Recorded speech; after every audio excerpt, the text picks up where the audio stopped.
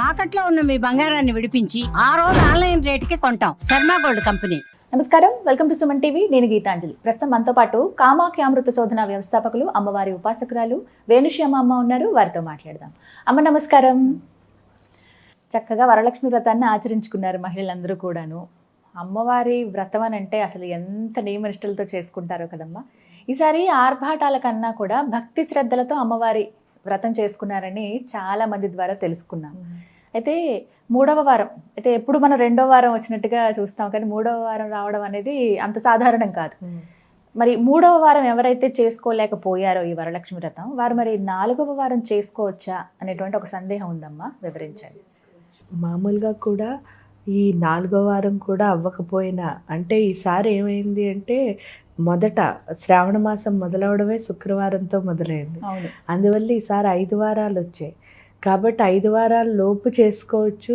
అది కాకుండా చాలామంది ఇప్పుడు మంగళవారం కానీ శుక్రవారం కానీ నోము కింద నోచుకుంటే ఈ నెలలో అవ్వకపోయినా కూడా భాద్రపద మాసంలో వచ్చే పౌర్ణమి ముందు వచ్చే శుక్రవారం కూడా నోము కింద నోచుకుంటారు. ఆ ఆచారం అనేది ఉన్నది. అంటే ఒక వారం ఎప్పుడైనా అవ్వకపోతే, అంటే మంగళవారాలు శుక్రవారాలు నోము పట్టిన వాళ్ళు అయితే ప్రతి వారం చేసుకోవాల్సి వస్తుంది. ఒక వారం ఏదైనా అవ్వకపోతే వాళ్ళు అలా కూడా చేసుకుంటారు భాద్రపద మాసంలో. కాబట్టి ఇప్పుడు చేసుకోవడం అనేది ఆచారమే. పర్వాలేదు, అయితే పర్వాలేదు. అమ్మ, మరి ఈ వారం ప్రత్యేకంగా అమ్మవారికి ఎటువంటి నివేదన సమర్పిస్తే బాగుంటుందంటారు? మామూలుగా అయితే లక్ష్మీ అమ్మవారికి మనం పరవాన్నం చేసి పెట్టడం అన్నది ఆచారం ఉన్నది. హాయిగా పరవాన్నం చేసి పెట్టచ్చు. దానికి తోడు ఏంటి అంటే నువ్వుల పొడితో చేసిన అన్నాన్ని ఆవిడకి సమర్పించే ఆచారం కూడా ఉంది.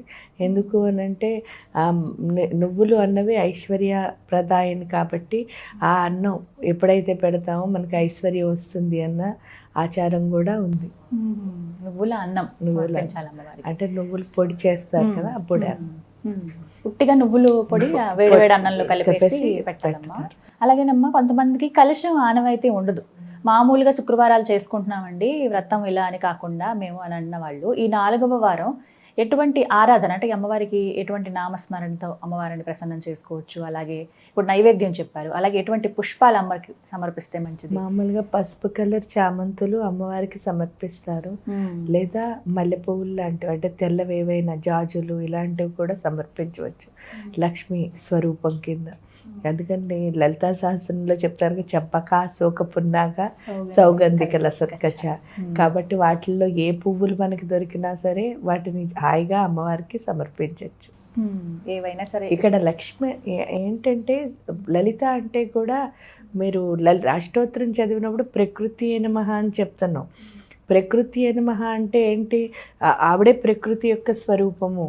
అందులో చండీ సప్తశతి చెప్పినప్పుడు లక్ష్మీ అంశ గురించి ఏదైతే 18 భుజాలతో అమ్మవారు ఉద్భవించిందని చెప్తున్నారో ఆ స్వరూపం లక్ష్మీ స్వరూపమే. ఇక్కడ లక్ష్మీ స్వరూపం ఎప్పుడైతే, అందుకే 8 మంది లక్ష్ములు, అక్కడున్న ఫస్ట్ 8 ఆవరణలు 8 మంది లక్ష్ములు, మధ్యలో ఉన్న లలితా పరమేశ్వరి అంటే ఆనందము. ఆ ఆనందం ఏమిటి? అందుకే ఆవిడ వరలక్ష్మీదేవి. ఇక్కడ వరలక్ష్మి వ్రతం అన్నా కూడా మనం లలితమ్మవారికే పూజ చేస్తున్నాం. అవును, అంటే అభయవరద ముద్రలతో వచ్చి మనకేం చేస్తుంది అని అంటే వరాలు, మనం ఏమనుకున్నామో వాటిని ప్రసాదిస్తుంది. అంటే మనం అనుకున్న వాటిని చేరుస్తుంది. లక్ష్మి అంటే ఏంటి? మనకి రీసోర్సులు, వనరు అన్నదాన్ని ఇస్తుంది. ఆ ఇచ్చిన వనరు ఏంటంటే చాలామంది అమ్మ కరుణ లేదండి నాకు, నేను అన్లక్కీ. అసలు ఈ సృష్టిలో అన్లక్కీ అన్నవాళ్ళు ఎవరు ఉండరు. మనం పుట్టాము అంటే అందరూ లక్కీయే. ఎందుకంటే లక్ష్మీ అమ్మవారు ఏంటిట అంటే మన ఊపిరి లాస్ట్ ఆగిపోయే వరకు కూడా ఏదో ఒక రీసోర్స్ ఇస్తూనే ఉంటుందిట. ఆ ఇచ్చింది నాదే అని ఎవరైతే తెలుసుకుంటారో వాళ్ళ లైఫ్లో ఏమవుతారు? మంచిగా ఎదుగుతారు. ఆ ఎదిగి స్థితి రావాలి అంటే ఇక్కడ ఏమిటి అంటే ఆ లక్ష్మి ఎప్పుడైతే మనకి వనరు ఇచ్చిందో అది నాదని తెలుసుకునే శక్తిని పార్వతి ఇస్తుందిట. అందుకే చూడండి, ఇక్కడ లక్ష్మి గౌరీ ఇద్దరికీ మనం పూజ చేసుకున్నాం. ఈ పూజ చేసుకున్న తర్వాత గౌరి ఎప్పుడైతే ఇది నాదే రీసోర్స్ అని అర్థమైందో అప్పుడు మళ్ళీ నాకు అనుకూలంగా మార్చుకోవాలి కదా. ఆ అనుకూలంగా మార్చుకునే తెలివి ఏదైతే ఉందో సరస్వతి అమ్మవారు ఇస్తుంది. కాబట్టి ముగ్గురు ఈ మాసంలో మనతో ఉంటారు. అందుకే చూడండి ఈ సోమవారం కూడా చాలా, కార్తీక సోమవారం ఎంత పవిత్రమో శ్రావణ సోమవారం కూడా అంతే పవిత్రం.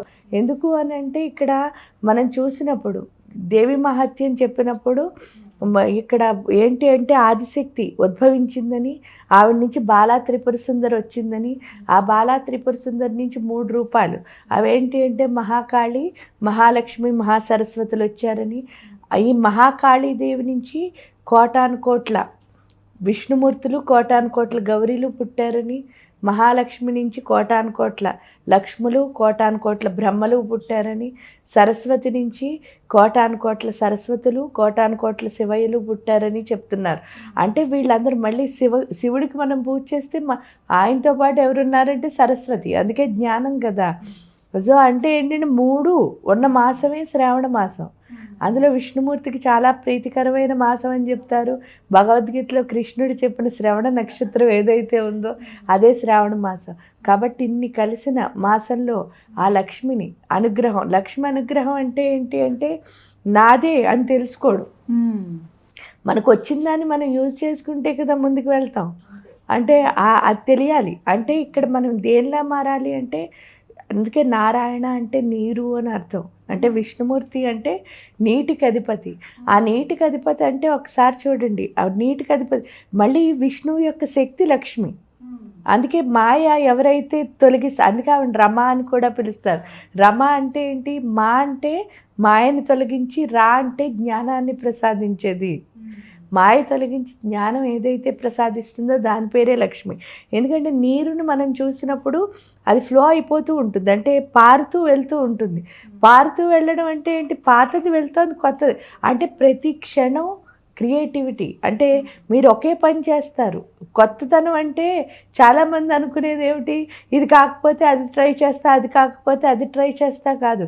మీరు చేస్తున్న పనిలో కొత్తదనాన్ని చూపించడం. అవును, అదే నీటికున్న లక్షణం. అంటే జలతత్వం మనలో ఉంది కదా, మరి పంచభూతాల్లో ఆ జలతత్వంలో మనం ఏం నేర్చుకోవాలి అంటే మనం చేస్తున్న పనిని రోజు క్రియేటివ్గా చూపించాలి. అది ఎక్కడి నుంచి వస్తుంది అంటే లక్ష్మీ అమ్మవారి నుంచి వస్తుంది. అందుకనే ఈ మాసంలో ఏంటి అంటే మనం లక్ష్మీ ఆరాధన చేయడం ద్వారా మనం బయటికి తీసుకుని ఎదిగే పరిస్థితి అన్నది ఇక్కడ ఏర్పడుతుందన్నమాట. అంటే మాయ ఎప్పుడైతే తొలగిపోయిందో నిజం వైపు వెళ్తాం. నిజం అంటే ఏమిటి? జ్ఞానం. మాయ ఏమిటి అంటే అట్రాక్షన్. ఈ ఒక్కటి తెలుసుకోవాలి. ఏ రంగమ్మ ప్రతీక లక్ష్మీ అమ్మవారి? లక్ష్మీ అమ్మవారికి నార్మల్గా గ్రీన్ కలర్ వాడతారు. ఎందుకంటే పచ్చదనానికి ఆవిడ ప్రతీక కాబట్టి. అంటే ఇక్కడ ఏ పచ్చదనం ఉన్నా అది లక్ష్మీ స్వరూపమే కాబట్టి పచ్చదనానికి ప్రతీక ఆ గ్రీన్ కలర్ అన్నది వాడతారు. చక్కగా అమ్మవారు ఏదన్నా ఒక్క నామం చెప్పండి అమ్మా, నిత్యం అమ్మవారిని స్మరించుకోవాలి అంటే శ్రీం అని చెప్తే సరిపోతుంది. అన్నిటికీ ఏకైక అంటే అన్నిటిల్లోనూ గొప్ప మంత్రం ఏమిటి అంటే శ్రీంకారమే. శ్రీం అని ఎంత బాగా చెప్తామో, మీకు పార్వతీ అమ్మవారిని తలుచుకోవాలన్నప్పుడు శ్రీంకారమే, లక్ష్మీ అమ్మవారిని తలుచుకోవాలన్నప్పుడు శ్రీంకారమే, సరస్వతి అమ్మవారిని తలుచుకోవాలన్నప్పుడు శ్రీంకారమే. అమ్మ రూపం ఏదైనా శ్రీం అంతే. ఆ శ్రీం అని చెప్పుకోవడం ద్వారా ఏంటి అంటే మనకి ఏ విధమైన ఆనందం కావాలని కోరుకుంటున్నామో ఆ విధమైన ఆనందం మనకు వస్తుంది. కాబట్టి శ్రీం అని చెప్పుకుంటే శుభప్రదం అనమాట. చాలా చక్కగా వివరించారు. మేము చేసుకోలేకపోయామే, పూజ ఎలా చేసుకోవాలో తెలియదు అనుకున్న వాళ్ళు ఈ 4వ వారం మాత్రం ఎంతో విశేషంగా జరుపుకోవచ్చు. నమస్తే అమ్మా, చక్కగా చెప్పారు.